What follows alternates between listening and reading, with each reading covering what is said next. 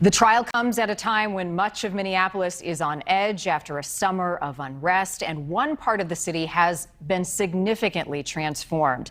This has been called George Floyd Square. It's a memorial site in South Minneapolis. It was created at the corner where Floyd died.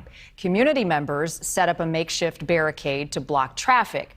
The city eventually replaced that with concrete barriers, and while they have pledged to reopen the intersection following the trial, now some activists have taken over that square, declaring it an autonomous zone. It's also been a hotbed for violent crime in recent months, certainly in recent days, and activists are not letting police inside.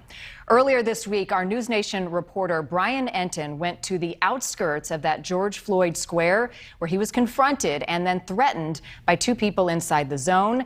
It's a video that has since gone viral. Take a look.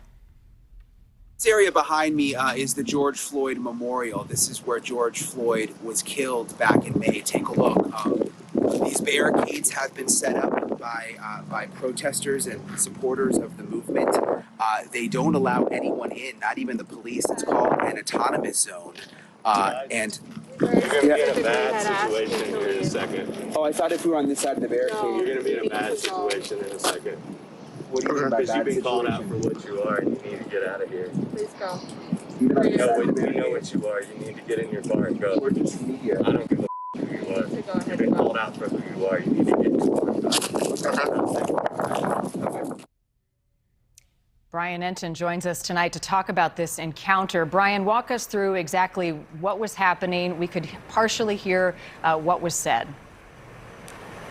Yeah, Marnie, well, we were there obviously covering the Derek Chauvin trial. There was a break in court, so we decided to go out to see the George Floyd Memorial, which is about 15 minutes from downtown. We got out there. I immediately noticed, I'd heard that it was this autonomous zone, but it's really not just a block. It's like a 6-block area that these activists have closed off. They've got barricades. They've also got these makeshift, almost guard huts that they've set up. So I walked inside that zone hoping we could get some video of the Floyd Memorial. That's when two people approached me, said we needed to get out right away or that things could turn bad, in their words. So we walked out. We decided it wasn't worth the risk. We'd just get our video from on the other side of the barricade, and that's when that exchange happened, Marnie. Brian, I know as a reporter you've been in some precarious situations. Walk us through how you were feeling in that moment, feeling threatened, fearful?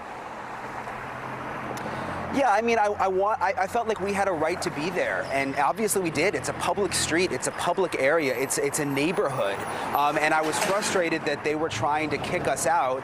But we needed to get back to the trial. Also, I had heard from people outside the courtroom on the streets in downtown Minneapolis who had said that people in that area in the autonomous zone were sometimes armed. So we didn't really want to take any chances after they tried to intimidate us. So we felt it was probably safest to just leave at that point. And Brian, I'm almost out of time, but I do want to ask you about the businesses and people who live in that area, because as we saw in Seattle months ago, the mayor was criticized for not coming in and removing the people in the autonomous zone after it did become dangerous. So what is the plan here, and what's the impact on the people who live and work right there? The plan is, the city of Minneapolis says eventually they want to open up that area. How that will happen, I don't know, after the trial. But the people who live there are upset, Marnie, many of them at least. There's businesses, there's restaurants, there's stores, there's homes. I mean, it's literally like a 6-block area. People can't even get to their homes. People can't get to the stores. So a lot of people in that area just frustrated that this has gone on for so long there. Well, we appreciate your reporting as always, Brian. And by the way, that video is on our website, newsnationnow.com. Brian, thank you.